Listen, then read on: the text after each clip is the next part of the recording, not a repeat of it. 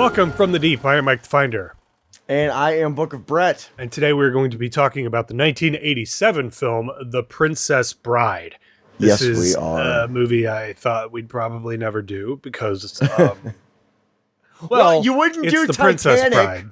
And I wouldn't do Titanic. Right. He initially chose Titanic, and I thought... Right. Well, for the third year in a row. Yeah, he's been trying to get me to review Titanic for some reason for years now, and I just don't want to do it. Let's do a vote. If you want us to do Titanic, leave it in the comments. And if you don't want us to do Titanic, no one watched this video. Perfect. Okay, so today we're going to be... That felt personal. I'm sorry. Today we're going to be talking about The Princess Bride. This is a movie that Brett picked, obviously. Why this movie? Why? Because, okay, so The Princess Bride is one of those movies that for so many years, I heard The Princess Bride and I thought Anne Hathaway rom-com. Like, that's what I think of when I hear The Princess Bride. And so I eventually watched it. I mean, it's been the first time I watched it was obviously a long time ago. And hang on, I just have to. So the first time I watched it, I went in thinking like, okay, this is going to be, some kind of Cinderella type knockoff. And I ended up loving this movie the first time I watched it. How old were you? Every time. Like 10? Were you like 10? Now it's going to sound terrible. No. Oh, you were like 20? I was like 20. Oh. I was like 20 the first time I watched this. All right. And I hang on. Were you on the band trip when we went to DC? Because we watched this on the bus when we all went to DC. Maybe we weren't on the same bus. They put this on. That's the first time I saw it. Was on a bus on our way to DC for a band trip. No, I do not remember watching it then. I remember watching this on kind of a whim. Whenever I see people talk about this online, people talk about this like it's the perfect movie, as in it has everything. It has adventure. It has romance. And now after watching it, which is not everything, by the way, but it's what this movie has. And which is why I wanted to watch it. I wanted to watch this to see, is this movie the perfect movie? That's why I wanted to watch this. Yeah, I think that a lot of people have a lot of nostalgia about this movie. It's from 1987, so it's late 80s. It's Rob Reiner. It's got a ton of people in it. Yes, it does. I think that this has a lot of nostalgia for a reason. I just don't have any of it myself. Right. I didn't watch this as a kid, like when I was a younger kid, which is I think who this is really aimed at for all the people that have nostalgia. They're people that watched it when they were probably Fred Savage's age from the movie. Yeah. And so they have a lot of nostalgia attached to this. This also has, like I said, it has a ton of really famous people at the time in it. Cary Elwes at his most fuckable. Yeah, he's Cary so Elwes young is in this pretty. movie. He's so fucking young in this movie. So yeah, I just don't have any, like, moving forward with this review. Keep that in mind. Neither one of us has childhood memories of this movie, really. No. So I think the way we're going to be talking about it is not through that lens. It's going to be talking about it more through the lens of like watching this as an adult in 2025. Yeah. So the other thing I think that's hilarious is we haven't even discussed why you have a t-shirt on your face. I just realized that we didn't even mention it. Why he looks like a marauder from The Witcher 3? Well, you know what? I'm going to tell you why. And I don't look like a marauder from The Witcher 3. I look like the Dread Pirate Roberts, and I even brought my own rodent of unusual size. I brought so much for this. This is Peanut. I want everybody to meet Peanut. He's the best guinea pig. Look at him. He's just sitting here. Look, he's just letting me do this. Anyway, yes. So I decided for this, I would dress as the Dread Pirate Roberts. and I would bring my own rodent of unusual size. Yeah, I mean, you look just as cool as he does in the movie. Yeah, I do. All right, so why don't you give me a synopsis of this movie? We'll talk about our overall thoughts, and we'll get into a little bit of specifics. There's not much to spoil in this movie, but before we start spoiling things, we will tell you. So why don't you go ahead and give me a synopsis of The Princess Bride from 1987 while you put that thing down and aren't stroking it the entire time, you big weirdo creep. I love him so much. Fine. Okay, you gotta go back. You saw that, right? You saw that. That. He nuzzled. He's adorable. I love him. I love him so much. I'm gonna get him a little emotional support jacket. Anyway, the Princess Bride from 1987 is about, at its core, it is a very classic, damsel in distress, medieval, romantic action movie, comedy. It's got everybody you could probably think of that was popular in the 80s in it, from the director to the cast. It is about a bratty, snot-nosed little Fred Savage who can't just sit and listen to his grandfather spend time with him while he tells him a fucking story. The one-sentence synopsis on IMDb does a relatively good job.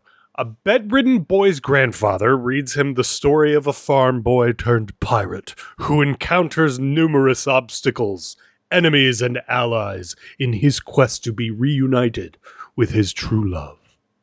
Yeah, that's what I said. I mean, almost verbatim. Well, almost verbatim. I don't know about that. But all right, so why don't you go ahead and give me your overall thoughts on The Princess Bride from 1987? Yeah, okay, so every time I watch this movie, I'm reminded of how good this movie actually is. And not from a nostalgia standpoint, and not to the extent of what led us to watching this, or for me to suggest this. Because as I said in the intro, everybody kind of like views this movie as being the perfect movie. Like, it's got everything. It's got everything you could want. That I don't agree with. And I don't know if there's such a thing as the perfect movie. I don't think there's such a thing as the perfect movie, because if the perfect movie is a movie that encompasses everything or encapsulates everything, I don't think that movie really exists. Now, with that said, I would like to, leave that open as an opportunity for people to, give us your suggestions on what you think the perfect movie is. But this is not the perfect movie. It's missing a lot of different genres that would make something the perfect movie that would, encapsulate everything. It's missing guns and blood and gore and... Or it could just be a genre without being overly violent elements. But yeah, you're not wrong, actually. Liar. But we need to talk off camera. This movie, though, is a very good movie. It's very, very good. It's intriguing. It's exciting. It's funny. It's not original, but they inject so much originality into such an overdone story type. What's the word I'm looking for? Genre. Plot. Genre, yeah. The damsel in distress genre. That I have to say, it's not a perfect movie, but goddamn, is this a good movie? Yeah, I think that for me, this is one of those movies, like I said, I didn't have a lot of nostalgia for this movie at all. Sure. The first time I watched it when I was like 14, or no, I probably was like 15 or whatever it was when we were on that band trip. Okay. That's the first time I watched it. And at the time I was like, not... What the fuck is this? I was a 15-year-old boy. You know what I mean? Like that was not, I was not the target demo for this movie. No, we were watching movies like SLC Punk and Kids. Yes. Yeah, exactly. Watching this back then really put sort of a this movie is not for me mindset in my head. And I've been walking around for many, many a year thinking I am not the target demo for this movie. So when you were like, let's watch this, the last time I watched it was 20 fucking years ago. So this is only the second time you've watched this. Huh? Yeah. I mean, I definitely, as I was watching it last night, I've definitely seen bits and pieces of it here and there over the years. You've probably seen clips online. Clips online, other people walking into the room when other people are watching it, stuff like that. Because I definitely recognized a lot more of it than I thought I would. But generally speaking, I actually didn't find this all that funny. I think Rob Reiner's comedy is a little too dry for me. I like I like, what's the other one? The Spinal Tap. I like Spinal Tap. Spinal Tap's funny, but in a much more direct way. This has almost like British humor to it, and I'm not I'm not big on that. So for me, it felt a little, it just felt a little too dry. I think that the jokes don't really get funny until after Billy Crystal shows up. I think like that's kind of a turning point in the movie where everything goes from kind of serious into a little more lighthearted, funny elements. He's the only he's the only great thing in this movie for me, by the way. I'm a big fan of Billy Crystal. He's also still the only man who has not gotten canceled yet for doing blackface in the 70s. Yeah. Have you seen his Sammy Davis Jr. bit? Yeah, he's been kind of untouchable for a long time, and it's because he kind of disappeared many years ago, and nobody really cares about him anymore. That's. But anyway, I just didn't find this all that funny. It's outdated and it's dry, and not in a way that holds up for me. Like so is like Monty Python, but that's still funny to me. This is not that humorous to me outside of a couple of jokes here and there. This is very like the people that wrote it grew up on Looney Tunes and shit. Like this just feels like very hacky and kind of the people that wrote this grew up on Johnny Carson's stand-up comedy. Exactly. Yeah. Yeah. I mean, that's my point. Like I am just not from the generation that finds this that funny, I guess. And again, it's because I didn't watch it as a kid. I really truly believe that. I think if anybody has ever watched any of Christopher Guest's stuff, no, I get what you're saying. Not that it's not a bad movie. It's just the humor just didn't hit with you. And my whole life, I've heard The Princess Bride. It's so funny. It's so good. Inconceivable. Like fucking, come on, dude. See, I that's the thing. I don't view it as being this like amazing comedy. And this is where I think people talk when they talk about it's the perfect movie, which again, I don't feel like it is, but I feel like it's a really good blend of action, adventure, and comedy. It's very much an action adventure first and a comedy second. And I think when people talk about it, they talk about it in the way of it being a comedy first and an action adventure movie second. Yeah. And I don't find it to be that at all. Well, I also, and this is a personal thing, I was very annoyed that the writer and director, William Goldman, wrote this. It was directed by Rob Reiner. They use Fred Savage's character as a like, you have to like this type movie. Or character in a movie, like they're using it as like saying to me, now I know you don't like fantasy kissy movies, but this one you're gonna like, I promise. Just sit around and wait for it. They're essentially using that kid's character as like a defense mechanism for anybody that doesn't like this movie or this type of movie, and it's written into the plot well enough. It just annoyed the fuck out of me, dude. It was so annoying. I feel okay. I did not take it that way.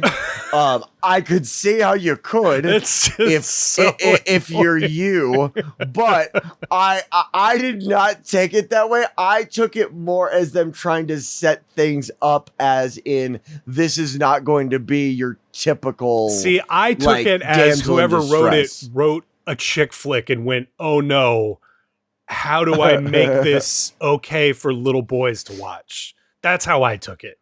Because the first little boys are stupid. I just feel like this entire movie, and again, I didn't hate this. I really didn't. But I feel like this entire movie is just somebody wrote a chick flick and then tried to make it appeal to everyone, and it ends up appealing to everyone but me. That's how I feel this. That's what I feel about this movie. It's fine. It's like milquetoast comedy. That's what this is. This is like the most bland comedy. This is like the most bland, safe Rob Reiner shit ever. That's why I have a problem with this, because it is safe. It's bland and childish and safe. And that's what it's supposed to be. It's rated what? PG probably or G. And it's PG. Not rated it's G. PG. There's blood. Yeah, there's PG. blood in it. And so I don't know. I think that everyone is great in this. I don't have a problem with anybody's like actual acting or the plot or the writing or any of it. I just think that this is, for some reason, dumb people hold this movie up as like this is comedy gold. Yes. And I am not on board with that shit. Yes. And I will, sorry, I'm trying to reposition my microphone here. That's kind of the point I was making. Like, I feel like people that are on SNL love this movie. Like, this is comedy gold for people that are on SNL. Just Pete Davidson running out of ideas and trying to overcome writer's block, so he turns on The Princess Bride. No, but that's kind of what I was saying. Is it's a good movie. Yeah, like as a movie, yeah. It is a good movie. Yeah, it is not the perfect movie, and it is certainly. I feel like people hold this up in the same regard that people hold up The Land Before Time without forgetting how sad The Land Before Time is. See, that's a great fucking example, because that is one that I grew up watching. Like, some of my earliest memories are watching that fucking movie, and I would not be able to tell somebody, like, this is objectively bad because of all of the stuff that I have attached to it. And that's definitely what this is with other people. I feel like The Land Before Time is something you show to a child as you're putting them into time out, to add punishment onto the punishment. Like, okay, yeah, you're angry right now that you're in timeout, but in like 10 minutes, you're going to be fucking heartbroken. And now the corner that you're facing won't seem so bad. But why is this like this? Because I like Spinal Tap. Spinal Tap has balls, though. Like, Spinal Tap is kind of edgy, and it pushes like what's acceptable with some of the jokes, and it's still dry, and it's still got that very like British sensibility to humor. But I love that movie, and I didn't see that movie until I was probably like 20. So okay, I think I can tell you why. Spinal Tap is very much not aimed at a broad audience of age. I mean, I guess that's true. This really does try to hit as many people as possible. The Princess Bride is very broad in the scope of how many people it can really attract. Which is why it's probably so popular, because it really is. Right. It really feels like this was designed from the ground up to hit everyone. Well, and I feel like Spinal Tap has more of a Christopher Guest feel to it than a Rob Reiner feel. Do you know who Christopher Guest is? Yeah, he's the lead actor. Yeah, and he's also done Best in Show. If you have not watched Best in Show's really good. Okay, yeah, that is I think Christopher Guest is the type of whatever this kind of comedy is that appeals to people like you and I, because I've never seen a Christopher Guest movie I didn't like. Rob Reiner and Christopher Guest is in this movie, by the way. I feel like Rob Reiner is Christopher Guest light, and it works for a movie like this. Whereas, because Rob Reiner, you said Rob Reiner did Spinal Tap too, right? Yeah. I'm looking at, this is the thing, is like, I'm looking at his credits right now.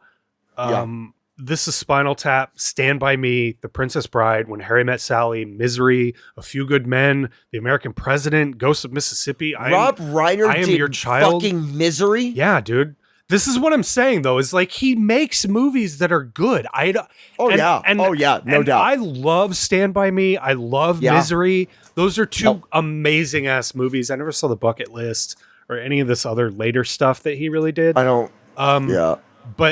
But honestly, he's done A Few Good Men's really good too. When Harry Met Sally is another one of those movies that I kind of feel like was designed to hit as many people as possible. It's a rom-com. Yeah. So. Well, it's 90s rom-com in the realm of like Sleepless in Seattle. Well, and that's another thing, right? Is like this has very mid to late 80s sensibilities, and most of the sensibilities that I like from the mid to late 80s are not pop culture stuff. It's like B movies and shit like that. The cult classic stuff, not the stuff that was pop culture at the time. And somebody correct me if I'm wrong, but I feel like this was pop culture at the time versus something like This Is Spinal Tap that he made several years before that, which went on to be more of a cult status movie and has, like you said, a more niche direction to it. Yeah. So it's it's not the fault. Let me be clear about this. It's not the fault Reagan of the era movie. comedy. Yes, exactly. And when I say this is dumb people humor, I really mean that in the same way that like SNL is dumb people humor is like, it's not necessarily for dumb people, but it is designed to hit as many people as humanly possible.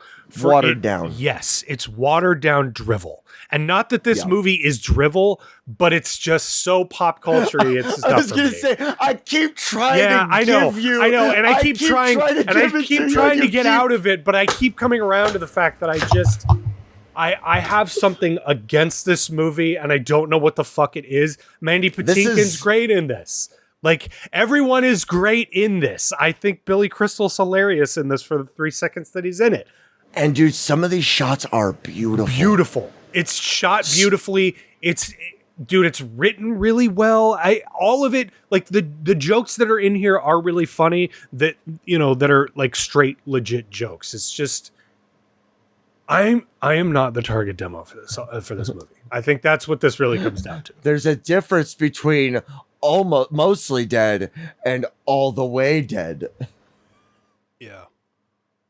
See, you're just against being happy. That's all that's happening right now. I don't know, man. I might be just too broken. So one thing I wanted to talk about, trying to get you to watch is I'm trying to help you. One of the things I wanted to talk about was the actress who plays Buttercup. Do you know who that is? Robin Wright. Yes, I do. You do. Okay. So she's actually the wife in House of Cards. Yep. She's also amazing in that. She was also in Forrest Gump as Jenny. She was in Beowulf. Unbreakable. Okay, Jenny. I'll take care of the AIDS, baby. She's been in a lot of movies, but like apparently at the beginning of this, it does say at the beginning of Princess Bird, maybe it's the end. It says introducing Robin Wright. So if we look at her credits, this is the first legit real movie she did. Wow. So that says a lot about her, actually. Yeah. It does. She's amazing. She's great in this. Yeah. Can we just, before we go too far, can we admit that Jenny is one of the worst characters ever? Yeah. Ever in any film ever made? She's the worst. Yeah. She took advantage of an adventurous, mentally handicapped man with the brain of a 13-year-old and was fine with it. Yeah, she's pretty terrible. Sorry. I didn't mean to derail it. I just did every time because I watch Forrest Gump every now and then because it's amazing. It is an amazing movie. About a sad movie. Jesus. It's not sad. It's not sad in the way. Do you watch it all the way to the end, or do you cut it off like after the first hour? I cut it off in the jogging. Yeah, you stop watching after he starts jogging. Yeah, then that's a pretty good movie, I guess. A little bit of bumpy roads, but see what happens is I watch it. He starts jogging. I get motivated to exercise, and when I finally come back, the credits start rolling. All right, well, because it's 4 hours. It's a fucking long ass movie. Let's talk about any specifics or spoilers you want to get into before we rate this? Not really, actually. Yeah, I mean, this might be one of the first ones where I don't really want to talk. We don't need to talk specifics. I mean, I think everybody's seen this. Everybody knows what this movie is. Well, it's not even about that. It's about the fact the goal of watching this was to really sit there. And, I mean, the whole idea behind this was to really go, is this really as good as everybody always makes it out to be? Well, and that's not about specifics. It's about the overall project. Let me tell you the one thing that really saved this whole movie for me. Is Mandy Patinkin's character arc in this film.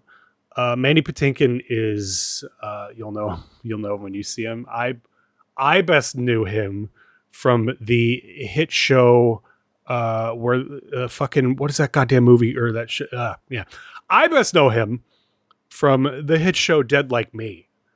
Mandy Patinkin still not hitting any. No. Mandy Patinkin, no? Inigo Montoya. That is okay. Yes, Mandy Patinkin. He is fantastic. I mean, dude, it's a 40-year difference between that photo and the movie. That's fair. You never watched Dead Like Me? That's like where I first no, really. I didn't. I wasn't allowed to watch HBO as a child. He is so good. I think it was a Showtime show. It definitely was not allowed to watch that. Well, I ended up buying like all of the DVDs like after the fact in like 2009 or something and watched it. Yeah, Showtime. And dude, this show is great. If you haven't seen this show, you should go watch this movie. It's about a bunch of people that are Grim Reapers and have to go around and collect the souls of people that are dying. And there he is right there.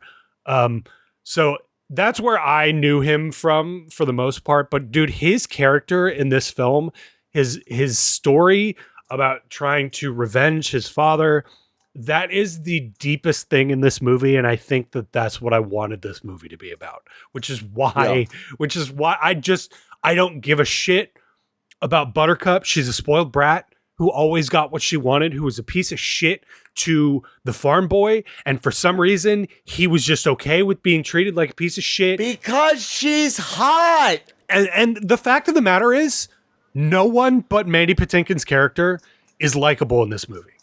That's my biggest fucking issue. She sucks. He sucks. Andre the Giant's likable, I guess. But Andre the Giant and Mandy Patinkin are the two people in this film that are likable. What don't you like about Cary Elwes' Wesley? What don't you like about Wesley? He's a huge bitch. He's in love with this girl for what reason? Because she's hot. Exactly. They're all unlikable douchebags. All of them. Mike, as you wish. All right. Well, I'm making a much bigger deal about how much I hated this movie than I actually did. I don't think you are. I think you're backtracking now. No.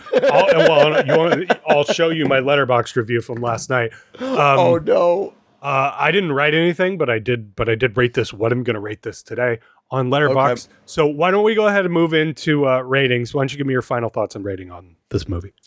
The Princess Bride.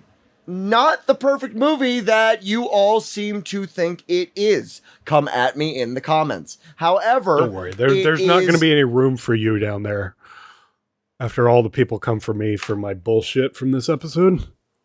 Good. It's about fucking time I get some slack.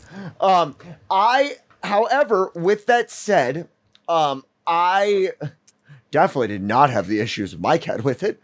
I thought it was a very, very well-made movie. I think it's got its funny moments. I do, like Mike, think that a lot of that falls flat sometimes. I think the whole inconceivable thing is basically the 80s version of meme humor. Where's the beef? It works. The characters, the people that play these characters, it was casted very well. Yeah, I agree with that. Is the word I'm looking for. It was casted very, very, very well. The set design, the shots. However, costumes good too. Everything about it. It is a good movie. Is really good. Yeah. Yes, as a movie, it is a good, dare I say, great movie. The place this holds in the overall lexicon is a bit baffling to me. Yeah. And that doesn't mean I'm not going to watch it again. I will watch it again. But this is more of a, when I have the flu and can't get out of bed, I'll watch The Princess Bride again. This is not what, but again, this is not one that I have some crazy nostalgic childhood attachment to.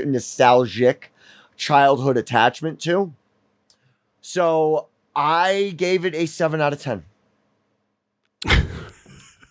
Oh, okay. Yeah.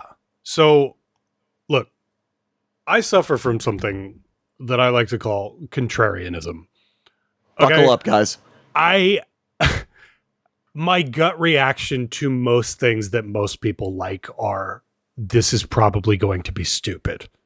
So I fully admit that, and that is an issue that I have, especially with movies, and especially with movies like this, where the whole world Popular goes, movies. this is good, this is good, this is good, and then you watch it and you go, is it? Or are you all just kind of dumb? I feel the same way about this as I do SNL. It's fine. It's there's nothing special about it. They're looked back more fondly than it probably should be. If you go back and watch all that old SNL shit, doesn't hold up. And I feel the same way about this movie. This is not bad by any means. I think, like I said, the production value on this is phenomenal. The writing, like the actual script, is pretty good. And I know that's kind of a cop out to like film criticism to just say like the writing was good, but I really do. It is, though. I really do like the story that they're telling in this movie. I like the actors that are portraying the story in this movie. The plot is relatively good. I even like the stuff at the beginning with Fred Savage and the grandfather. I think all that ties in really well, regardless of how I think they use it to sort of push back criticism of their own film. I think that's definitely why that whole thing is in there. Because that way you can appeal to as many people as possible while simultaneously being a little bit self-actualized to understand what you're doing. And Rob Reiner is that director. Spinal Tap is a perfect fucking example of that. He is that director. So I feel like he's a smart guy. He knew what he was doing, and he knew he was making a movie for as many people as possible. And there's nothing wrong with that. It's just that for me, because I am not attached to this in any specific way, I do not feel that nostalgic pull that everybody else feels. And I really don't get the mass appeal of this movie. But it's not a bad movie. I rated this a 7 out of 10 as well. As much shit as I gave it, it's not that bad of a movie. It's just... That's fucking interesting. I just don't get it. I just don't get it. And it enrages me. So... And that is what I put on Letterboxd last night. That is actually what I wrote. Here's the thing, though. I think this is a very, very good example of how a movie makes you feel shouldn't necessarily dictate how you review it. Yeah. Dictate how you review it. Yeah. Yeah. Yeah. And I think the fact that we did not discuss our ratings beforehand and we had very, very different opinions. I couldn't rate it any lower, dude. I couldn't, because it's like legitimately a great, it's legitimately a well-made movie. And I cannot say that it's not, and everyone in it is phenomenal. It's just that I have feelings towards it for reasons outside of its own fault. So that's how I feel about The Princess Bride, and how I thought I would feel about it going into it. That might be a bigger issue in general with me. But for sure. But it is weird we both ended up at the exact same spot. That's the funny part. When you scoffed, I was like, oh no, he's gonna give this like a 5 out of 10, and now I know why you were scoffing. Yeah. Which I find because you loved very, and very I interesting. Didn't really, and we ended up at the same spot. I wouldn't say okay, I loved it. Yeah, you liked it. Yeah. I did like it though. Yes, I did very much like it. I definitely get the appeal if I was like a 12-year-old girl seeing this movie for the first time. Yeah, well, because it was this is the we were watching Three Ninjas and shit when they were watching this. So right. This is the gateway drug to the Notebook for girls. Yeah. Yep. Yeah. And funny enough, I mentioned Three Ninjas to Nicole one time and she was like, I don't know what that is. And I was like, what? She was like, I wasn't a 12-year-old boy when that movie came out. And I was like, oh yeah, nope, that checks out. So why are you two still together? Because I made her watch it and she was like, that was good. No, I didn't really. Redemption. No one would watch Three Ninjas now and be like, that's a good movie. So before we move on, I just want to explain to you how I watched this movie real quick. In your underwear? You and I both recently, because of you, got VR headsets. Sure did. I picked up Skyrim VR on Steam for very cheap the other day during the Steam summer sale. And last night, before I put this movie on, I was like, how can I watch this and have more fun with it than I would otherwise? So what I did was I hopped in Skyrim VR. I walked my little ass over to Riverwood. I plopped my ass down in front of the river and I threw up the movie over the river in fucking Skyrim and watched this movie over the river in Skyrim while the sun set behind me. It was one of the coolest movie experiences that I have ever had. I'm sorry I didn't bring this up earlier. I sent a screenshot to you on the headset, so check that out whenever you get back on it. Oh, I did see that. Okay. No. It said it's an unsupported format. Ah, fuck. Okay. I will say I took a video of it too, because these things can screen record and screen grab. The video and the photos do not do justice to how cool it felt watching a movie laying on the banks of Riverwood in Skyrim. It was awesome. No, and this was a great movie to do it with based on its themes and everything else. So, well, I think you just gave me a new reason to crack open the extended versions of all 3 Lord of the Rings movies. Yeah. So all you got to do is pull up Skyrim in Steam VR, and then you can press the left meta button and it pulls up your desktop and you can tab. You can still use your mouse and keyboard. So you can tab over to a browser, pull that up, and then float it in world and go back into Skyrim and just lay somewhere and watch a movie. It's great. Do you know what you just did? The moon was rising over the screen behind it and shit. Dude, it was so fucking cool. So cool. Do you know what you just did? What? You earned us a tutorial hashtag. Yeah, I guess so. There you go. So that was how I watched The Princess Bride, which did 100% play into how much fun I had watching this movie. So I should have brought that up at the beginning. That is something I meant to bring up at the beginning of the episode. But if anybody's got a VR headset, that is something you can and should do. So there you go. We should start a From the Deep VR group.